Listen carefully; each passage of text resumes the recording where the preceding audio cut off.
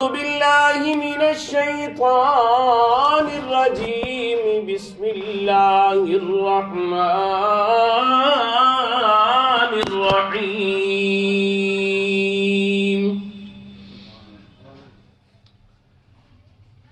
الذين يكنزون الذهب والفضة ولا ينفقونها في سبيل الله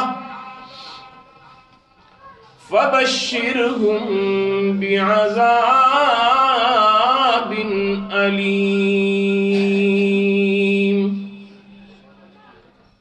صدق الله خالقنا العظيم وصدق رسوله النبي الكريم ونحن على ذلك لمن الشاهدين والشاكرين والحمد لله رب العالمين.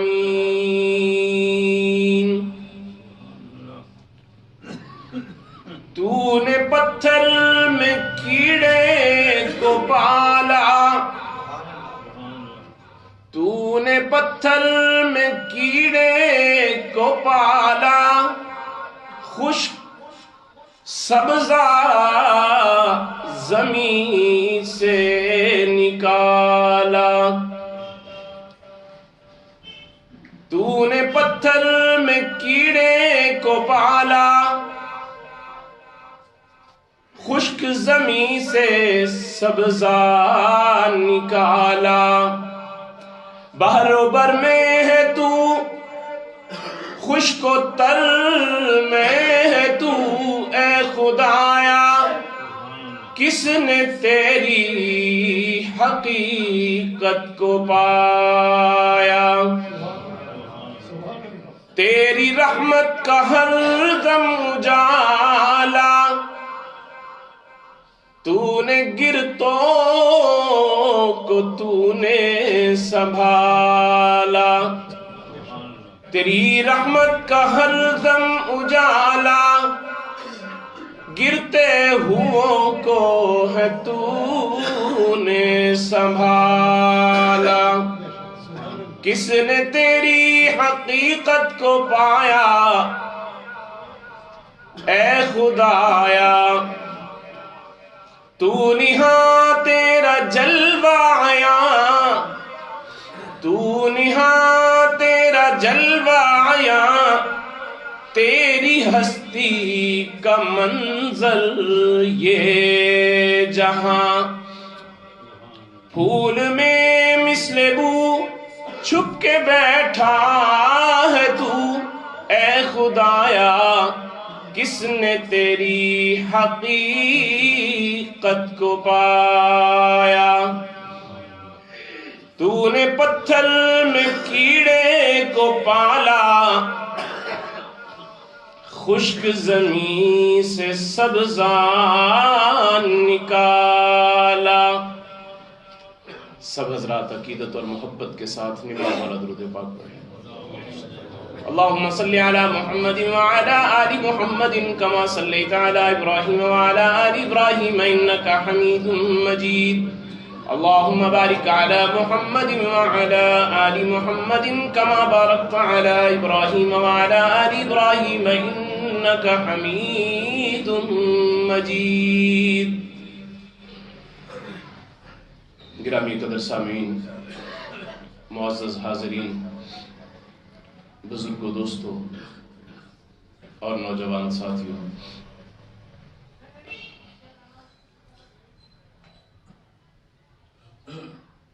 ابھی چند دن کے بعد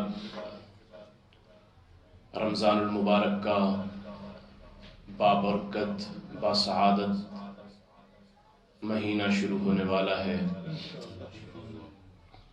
اللہ سے دعا ہے کہ اللہ رب العزت ہمیں اس مہمان کا صحیح اکرام کرنے کی توفیق نصیب فرمائے اور رمضان المبارک کی بہاریں صحت اور سلامتی کے ساتھ ہمیں دیکھنی نصیب فرمائے اور اس کے اندر عبادات میں پوری طرح استفادہ کرنے کی اللہ رب العزت ہمیں توفیق نصیب فرمائے. رب العالمین نے ارشاد فرمایا کہ ان اللہ اشترى من المؤمنین انفسهم واموالهم بان لهم الجنہ، کہ اللہ رب العزت نے تم سے خرید لیا ہے، مومنوں سے خرید لیا ہے ان کی جان اور مال، کس کے بدلے میں؟ فرمایا جنت کے بدلے میں اللہ نے خرید لیا ہے۔ اب یہ ہمیں جو جان ملی ہے یہ بھی اس پروردگار کی دی ہوئی ایک نعمت ہے، جو ہمیں مال ملا ہے یہ بھی اس پروردگار کی دی ہوئی ایک نعمت ہے، جان بھی اسی کی، مال بھی اسی کا، مگر پھر بھی اس پروردگار کا احسان اور کرم دیکھیے کہ وہ اپنے بندوں سے کہہ رہا ہے کہ میرے بندو، میں نے یہ جان اور مال عارضی طور پہ تمہیں دی ہے، اس سے استفادہ کرنے کے لیے اپنی جان سے نفع اٹھاتے ہو، اپنے مال سے نفع اٹھاتے ہو، اور اس نفع اٹھانے کے اندر تمہیں میں نے اختیار دیا ہے، عارضی طور پر تمہارے پاس اختیار ہے کہ اپنی اس جان کو صحیح استعمال بھی کر سکتے ہو، غلط بھی کر سکتے ہو، اپنے مال کا صحیح استعمال بھی کر سکتے ہو، غلط استعمال بھی کر سکتے ہو، پھر بھی میں نے تمہیں اختیار دیا ہے اور تمہیں یہ کہا ہے کہ میں نے تمہاری جان اور مال اگر میری مرضی کے مطابق لگ گئی، میں اس کے بدلے میں تمہیں جنت دے دوں گا۔ یہ جان اور مال جو میں نے تمہیں دیا ہے، اگر اس جان اور مال کو میرے حکموں کے مطابق خرچ کرو گے تو میں تمہیں اس کے بدلے میں جنت عطا فرما دوں گا۔ جنت کا سودا کر رہے ہیں اللہ رب العزت انسان کی جان اور مال کے بدلے میں۔ اور پھر عبادات بہت ساری ہیں جو اللہ رب العزت نے دی، بعض عبادات ایسی ہیں جن کا تعلق ہماری جان سے ہے، اور بعض عبادات ایسی ہیں جن کا تعلق ہمارے مال سے ہے، اور بعض عبادات ایسی ہیں جن کا تعلق ہماری جان سے بھی ہے، ہمارے مال سے بھی ہے۔ جن کا تعلق ہماری جان سے ہے، جس طرح نماز ہے، روزہ ہے، یہ دونوں ہماری جان سے تعلق ہے کہ نماز بھی ہم اپنے بدن کی صحت کے ساتھ پڑھتے ہیں، روزہ بھی ہم اسی کے ساتھ رکھتے ہیں۔ اور بعض عبادات ہیں جو مالی عبادات ہیں، ان کے اندر زکوٰۃ آ جاتی ہے کہ اس زکوٰۃ کو مالی عبادت کہا جاتا ہے کہ یہ مالی عبادت ہے۔ اور پھر جو عبادت جانی بھی ہے اور مالی بھی ہے وہ حج کی عبادت ہے، اس میں جان بھی لگتی ہے، اس میں مال بھی لگتا ہے، یہ دونوں چیزیں اس کے اندر خرچ ہوتی ہیں۔ تو اللہ رب العزت نے جو ہمیں جان دی، جو ہمیں مال دیا، اس کی پھر عبادات بھی ہمیں بتا دی کہ جان کی عبادتیں یہ ہیں، مال کی عبادتیں یہ ہیں۔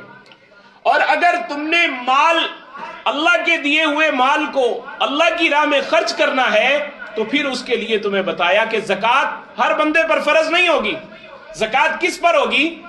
وہ بندہ جس بندے کو اللہ رب العزت نے اتنے مال کا مالک بنایا، اتنے مال کا مالک بنایا کہ جس مال کے اوپر زکوٰۃ فرض ہوتی ہے، اس کو صاحب نصاب کہا جاتا ہے کہ صاحب نصاب ہو گیا یہ بندہ۔ اب وہ کیا تھا؟ اللہ کے پیارے حبیب علیہ السلام کے دور کے مطابق 200 درہم بنتے تھے، تقریباً آج کے وقت میں 7.5 تولے سونے کی قیمت کے برابر، اور چاندی کی مقدار اللہ کے پیارے حبیب علیہ السلام کے زمانے میں 52.5 تولے چاندی کی مقدار کی قیمت بنتی ہے۔ اگر کسی بندے کے پاس اتنا مال ہے، تقریباً 1.5 لاکھ کے قریب اس کے پاس مال ہے، اور سارا سال اس کے پاس یہ رہا ہے، کم مقدار کو دیکھا جائے گا، چاندی والی مقدار اس کے پاس شمار کی جائے گی، اگر اس کے پاس سونا بھی ہے اور چند روپے بھی ہیں تو چاندی والی مقدار کے ساتھ دیکھا جائے گا کہ اس بندے کے پاس یہ مال پورا سال رہا ہے، اور ایک دن اس نے سال کا مقرر کر لینا ہے۔ یہ اللہ کا احسان ہے کہ اس نے دیکھیں ہمیں مال دیا، اور مال دینے کے بعد اگر وہ کہتا یہ سارا مال مجھے دے دو تو یہ فیصلہ عین حق تھا، اور اگر وہ یہ کہتا 97.5% مجھے دے دو اور 2.5% تم رکھ لو، تب بھی یہ اس مالک کا ہم پر احسان تھا۔ لیکن اس پروردگار کو پتا تھا کہ یہ مال انسان کی کمزوری ہے، اس کے ساتھ اس انسان کی ضرورتیں جڑی ہوئی ہیں، اور اس کو اس مال سے محبت بھی ہے، تو رب العالمین نے اپنے بندوں پر کرم اور احسان یہ کیا کہ ان سے یہ کہا کہ 97.5% تم رکھ لو، صرف 2.5% میری راہ میں نکال دو، صرف 2.5۔ 1 لاکھ میں سے صرف 2500 روپیہ مجھے دے دو، اور اس کے بدلے میں مجھ سے جنت خرید لو۔ کتنا سستا سودا ہے، رب العالمین کا نظام دیکھیے، اور پھر یہ عاقل بالغ اور مسلمان پر اور صاحب نصاب پر فرض ہے. جو عاقل بھی ہو، بالغ بھی ہو، صاحب نصاب بھی ہو اور مسلمان بھی ہو، یہ اس پر زکوٰۃ فرض ہے. اور اگر تم یہ مال کی زکوٰۃ دیتے ہو، اللہ تمہارے اس مال کی زکوٰۃ دینے کی وجہ سے تمہارے مال کو محفوظ کر لیتے ہیں. کہتے ہیں حسنوا اموالکم بالزکوٰۃ، کہ اپنے مالوں کو محفوظ بناؤ، قلعہ بند کر لو اپنے مالوں کو زکوٰۃ کے ساتھ. جب تم مال کی زکوٰۃ ادا کرتے ہو، اللہ تمہارے مال کی حفاظت کی ذمہ داری لے لیتے ہیں. حضرت شیخ الحدیث مولانا زکریا رحمۃ اللہ علیہ نے لکھا ہے کہ سہارنپور کے اندر ایک صاحب تھے جن کا نام تھا فضل حق. ایک دن حضرت کے پاس آئے، آ کر کہنے لگے، حضرت ان کا تکیہ کلام تھا اللہ کے فضل سے، اور آئے آ کے کہنے لگے حضرت اللہ کے فضل سے اللہ کا غضب ہو گیا. کہتے حضرت وہ ہنسنے لگ گئے حضرت کہ اللہ کے فضل سے اللہ کا غضب کیسے ہو گیا؟ کہنے لگے حضرت میں رات کو اٹھا، میں نے دیکھا کہ 3-4 بندے میری اس صندوق کے پاس کھڑے ہوئے اس کا تالا توڑ رہے ہیں جو میں نے 6 آنے کا لیا تھا. 6 آنے کا صندوق کا تالا لیا اور اس کو توڑ رہے ہیں. تو کہتے میں نے ان کو کہا، میری آنکھ کھلی، میں نے دیکھا کہ وہ صندوق کا تالا توڑ رہے ہیں. میں نے کہا تم سے یہ تالا نہیں ٹوٹے گا، چلے جاؤ یہاں سے، میں نے اپنے مال کا حق ادا کیا ہوا ہے. کہتے تھوڑی دیر گزری کہ وہ لگے رہے. کہتے میری پھر آنکھ کھلی، میں نے دیکھا پھر بھی وہ لگے ہوئے. کہتے میں نے پھر ان سے کہا چلے جاؤ، اپنا وقت برباد مت کرو، تمہارے سے کچھ نہیں ہوگا. کہتے لیکن وہ باز نہیں آئے، لگے رہے. کہتے یہاں تک کہ فجر کی اذان کا وقت ہوا، میں فجر کے وقت اٹھا، میں نے اٹھ کر دیکھا تو وہ پھر اسی صندوق کو لگے ہوئے. کہتے میں نے پھر ان سے کہا اپنا وقت برباد مت کرو، تمہیں یہاں سے کچھ نہیں ملنے والا، میں نے اپنے مال کا حق ادا کیا ہوا ہے. تو کہتے اس کے بعد میں نماز پڑھنے کے لیے چلا گیا، جب میں واپس آیا تو وہ لوگ نہیں تھے اور میرا صندوق ویسے ہی سلامت تھا. پوچھا کہ حضرت یہ کیسے ہوا؟ کہنے لگے میں نے اپنے ان پیسوں کی اللہ کے فضل سے زکوٰۃ دی ہوئی تھی، اور جس پیسوں کی زکوٰۃ دی ہو، میرے پیارے حبیب کا فرمان ہے کہ وہ مال اللہ کی حفاظت میں آ جاتا ہے، اور جو مال اللہ کی حفاظت میں آ جائے دنیا کی کوئی طاقت نہ اسے چرا سکتی ہے نہ اسے ضائع کر سکتی. جب ہم سے کہیں سستی ہوتی ہے زکوٰۃ کے ادا کرنے میں، جب ہم کہیں نہ کہیں اس کے اندر کچھ لاپرواہی برت جاتے ہیں زکوٰۃ کے ادا کرنے میں، پھر ہمارے نقصانات ہوتے ہیں، پھر ہم اس پریشانی کے اندر مبتلا ہوتے ہیں جو ہمارے اوپر پریشانی آ جاتی. تو اپنے آپ کو اس چیز کے اوپر لگانا کہ میں اپنے اللہ کے دیے ہوئے مال کو اللہ کی راہ میں خرچ کرنے میں. آج ہمارے ہاں کیا ہوتا ہے، جب ہم زکوٰۃ کا کہتے ہیں نا، زکوٰۃ اندازے سے نہیں بلکہ پورا اپنا سٹاک چیک کر کے کہ میرے پاس کتنا مال ہے، اس مال کے حساب سے اپنی زکوٰۃ کو ادا کرو. اور جب تم پورا مال سٹاک چیک کرنے کے بعد زکوٰۃ ادا کرو گے، تمہارے اندر اس کے اندر دیکھیں کاروبار کرتے ہیں ہم، اس کاروبار کے اندر کسی کے ساتھ ہمارا کاروبار ہو، ہم 1-1 روپے کا حساب کرتے ہیں، 1-1 روپے کا حساب کرتے ہیں. اور جب اللہ کی راہ میں دینے کی باری آتی کہتے جی نہیں میں نے تو کچھ اندازے سے زیادہ ہی نکال دیے تھے، میں نے اندازے سے زیادہ ہی نکال دیے تھے. اور بھائی تمہیں کیا پتا وہ زیادہ تھے یا کم تھے؟ پورا سٹاک چیک کرنے کے بعد پھر اس مال کی زکوٰۃ ادا کرو، تاکہ 1 روپیہ بھی اگر تمہارے پیسوں کے اندر زکوٰۃ کا شامل ہو گیا وہ تمہارے دوسرے پیسوں کو بھی جلا کے رکھ دے گا، تمہارے دوسرے پیسوں کو بھی برباد کر دے گا. تو اس لیے اپنے حساب کو مکمل طور پہ کرنے کے بعد اپنی زکوٰۃ کو ادا کرو. سال کا 1 دن مقرر کر لو کہ میں نے اس دن میں اپنے مال کا حق ادا کرنا ہے. اور اللہ پاک قرآن پاک میں کیا فرماتے ہیں؟ اور آدمی کیا کرتا ہے کہ جب انسان دیکھتا ہے اچھا یہ میری مال کی زکوٰۃ تو لاکھوں روپے میں بن رہی، اس وقت یہ ڈگمگا جاتا ہے کہ لاکھوں روپیہ میں زکوٰۃ کا ادا کر دوں، میرے تو اتنے پیسے کم ہو جائیں گے. میرے بھائیوں میری کیلکولیشن یہ کہتی ہے میرا مال کم ہوگا، مگر میرے اللہ کا قانون یہ نہیں ہے. میرے اللہ کا قانون یہ ہے کہ یہ مال بڑھ رہا ہے. زکوٰۃ کے نشو و نما پانا، یہ زکوٰۃ کے لفظی معنی ہے کہ نشو و نما پانا، بڑھنا. زکوٰۃ ادا کرتے ہیں تو مال بڑھتا ہے. میری آنکھیں کہہ رہی ہیں کہ 1 لاکھ روپے میں سے 2500 روپیہ کم ہو گیا ہے، میرا اللہ کہتا ہے یہ مال بڑھ گیا ہے. اب مجھے اپنی آنکھوں پر یقین ہے یا اپنے اللہ کے فیصلے پر یقین ہے؟ یہ مجھے سوچنا ہے. الذین یکنزون الذهب والفضہ، اللہ یہ کہتے ہیں کہ وہ لوگ جو سونا چاندی کو جمع کر کر کے رکھتے ہیں، ولا ينفقونها فی سبیل اللہ، اور اپنے اللہ کی راہ میں اس مال میں سے خرچ نہیں کرتے. ولا ينفقونها فی سبیل اللہ، میرے رب فرما رہے ہیں فبشرهم بعذاب علیم، فرمایا کہ ان کو خوشخبری سنا دیجئے دردناک عذاب کی. کہ ان کو دردناک عذاب میں ہم مبتلا کریں گے۔ میرے اللہ نے جو تمہیں مال دیا ہے، اس مال کو اس اللہ کی راہ میں دینے میں تمہیں کیا دشواری ہے؟ اس رب کا دیا ہوا مال اسی رب کے نام پہ دینا ہے، اور پھر اس کے بدلے میں بھی تمہیں جنت مل رہی ہے، اور پھر اللہ رب العزت تمہیں اتنا مال اس کے بدلے میں دے رہے ہیں کہ تمہارا مال 10 گنا دنیا میں بھی بڑھ رہا ہے اور 70 گنا آخرت میں بھی بڑھ رہا ہے۔ کیا یہ نفع کا سودا نہیں ہے؟ کیا یہ گھاٹے کا سودا ہے؟ حضرت شیخ الحدیث رحمۃ اللہ علیہ نے ایک اور واقعہ سہارنپور کا ہی لکھا، فرمایا کہ وہاں پر کچھ انگریز تھے، انہوں نے اپنی کوٹھیاں بنائی ہوئی تھی، اور ان کوٹھیوں کے اندر ان کے ملازمین رہتے تھے، وہ سال میں 2-4 دن 10 دن وہاں آ کے رہتے تھے۔ جیسے ہمارے یہاں سے لوگوں نے مری میں مکان لیے ہوتے ہیں، وہاں جا کے چند دن رہتے ہیں، اس کے بعد آ جاتے ہیں، ملازمین پورا سال رہتے ہیں۔ تو وہاں پہ ملازمین رہتے تھے، تو ایک انگریز کا ملازم اس مکان کے اندر رہتا تھا۔ اس مکان کے آس پاس جنگلات تھے، جنگلات کے اندر آگ لگ گئی۔ کہتے آگ اتنی بھڑکی کہ وہ آگ اس کے مکان کے قریب پہنچ گئی۔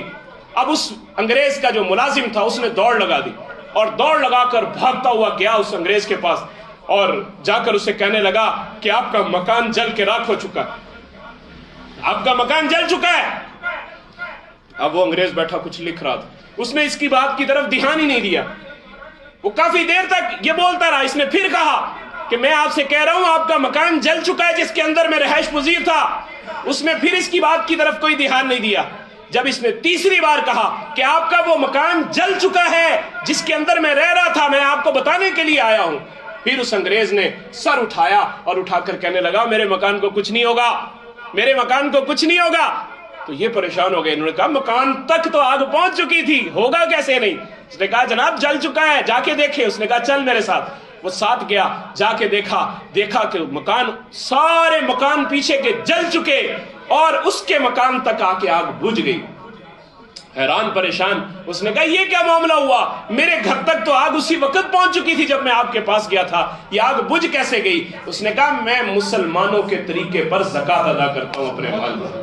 حالانکہ اس پہ زکوٰۃ فرض نہیں، لیکن اگر ایک غیر مسلم بھی اپنے مال کی زکوٰۃ ادا کرتا ہے، اللہ اس کے مال کی بھی حفاظت کرتے ہیں، اور اگر ایک مسلمان اپنے اللہ کے دیے ہوئے مال کی زکوٰۃ ادا کرے گا، اللہ اس کے مال کی حفاظت کس طرح سے کرے گا؟ ایک غیر مسلم جو کلمہ نہیں پڑھتا، جو اسلام پہ یقین نہیں رکھتا، جس پہ زکوٰۃ فرض نہیں ہے، وہ آدمی بھی اگر اپنے مال کی زکوٰۃ مسلمانوں کے طریقے کے مطابق، اللہ کے پیارے حبیب صلی اللہ علیہ وسلم کے بتائے ہوئے طریقے کے مطابق اپنے مال کی زکوٰۃ ادا کرتا ہے، تو جب مسلمان زکوٰۃ ادا کرے گا اللہ اس کے مال کی کتنی حفاظت فرمائیں گے۔ اگر غیر مسلم کے مال کی حفاظت ہو سکتی ہے تو اللہ مسلمانوں کے مال کی بھی حفاظت فرمائیں گے۔ تو میرے بھائیوں، اللہ نے ہمیں اگر یہ نعمت دی ہے تو اس نعمت کا ہمیں حق یہ ادا کرنا ہے کہ ہم اپنے مال کی زکوٰۃ ادا کریں۔ اور والذین یکنزون الذھب کے اندر ہمیں بتا دیا گیا کہ تمہارے جسموں کو اللہ رب العزت یوم یحمى علیہا فی نار جہنم فتکوی بہا جباہہم وجنوبہم، فرمایا کہ قیامت کے دن اسی سونا چاندی کو تپایا جائے گا آگ میں، اور اس کے ساتھ ان کے جسموں کو داغا جائے گا، ان کے جسموں کو داغا جائے گا، اور کہا جائے گا کہ ھذا ما کنزتم لانفسکم،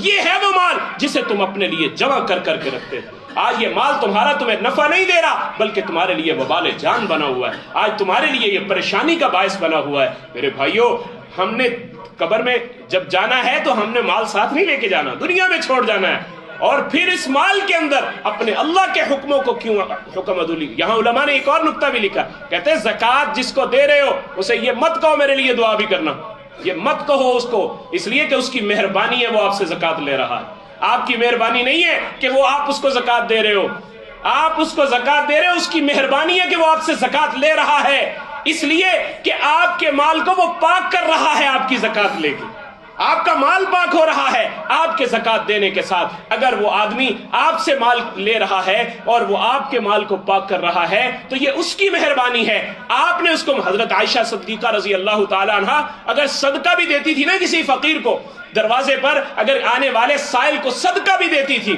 تو صدقہ دیتے ہوئے جب وہ دعائیں دیتا تھا، آگے سے فقیر دعائیں دیتا تھا، تو حضرت عائشہ صدیقہ رضی اللہ تعالی عنہا وہی دعائیں اس کو بھی دوبارہ واپس دیا کرتی تھی۔ اگر وہ دعائیں دیتا تھا اس کو بھی اتنی ہی دعائیں دیا کرتی تھی کہ اللہ تجھے بھی یہی ساری نعمتیں عطا فرمائے، اللہ تجھے بھی اتنی ہی برکت عطا، یہ ساری دعائیں، تاکہ ایسا نہ ہو کل جو میں نے صدقہ دیا ہے اس کے بدلے میں جو اس نے مجھے دعائیں دی تھی وہ دعائیں ہی اس کا بدل بن جائیں اور مجھے قیامت والے دن اس میں سے کچھ نہ ملے۔ تو میرے بھائیوں، وہ متقی لوگ تھے، وہ اپنے صدقے کو بھی بچاتے تھے، اپنی زکوٰۃ کو بھی بچاتے تھے ضائع ہونے سے، اپنی خیرات کو بھی ضائع ہونے سے بچاتے تھے۔ اللہ کی راہ میں جب انسان مال دیتا ہے تو وہ اپنے اللہ کی رضا کے لیے دیتا ہے، پھر اس میں کوئی دنیاوی غرض نہیں ہونی چاہیے، پھر دنیاوی مفاد نہیں ہونا چاہیے، پھر اپنے اللہ کی رضا کا حصول ہی اس کے پیش نظر ہو۔ جب اپنے رب کی رضا کے لیے ہم اپنے مال کو خرچ کریں گے۔ اور رمضان میں ہم کیوں زکوٰۃ ادا کرتے ہیں؟ اس لیے کہ ایک فرض کا درجہ 70 فرضوں کے برابر ہو جاتا ہے رمضان میں، ہمیں اس کا اجر 70 گنا زیادہ ملنے والا۔ اور کسی مہینے میں بھی زکوٰۃ دے سکتے ہیں، لیکن زیادہ لوگ رمضان میں اس لیے دیتے ہیں کہ اس میں اجر 70 گنا بڑھ جاتا ہے، کہ یہ فریضہ تو ہم نے ادا کرنا ہے مگر اس فریضے کا اجر ہمیں 70 گنا زیادہ مل جائے گا۔ اور یاد رکھیے کہ جب ہم اپنے رب کی راہ میں دیں گے تو وہ ہمارا رب ہمارے اس دیے ہوئے کو ضائع بھی نہیں کرے گا، بلکہ اس کی حفاظت بھی کرے گا اور اس کو بڑھائے گا بھی۔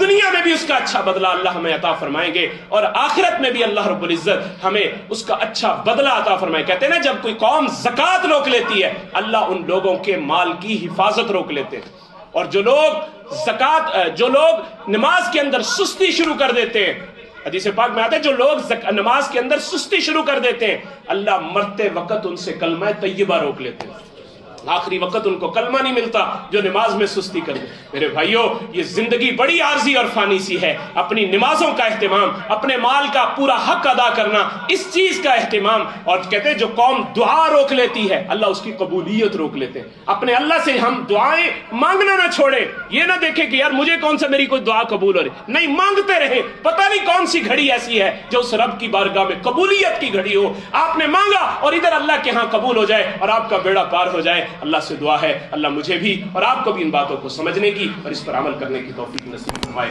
وآخر دعوانا الحمدللہ رب العالمین۔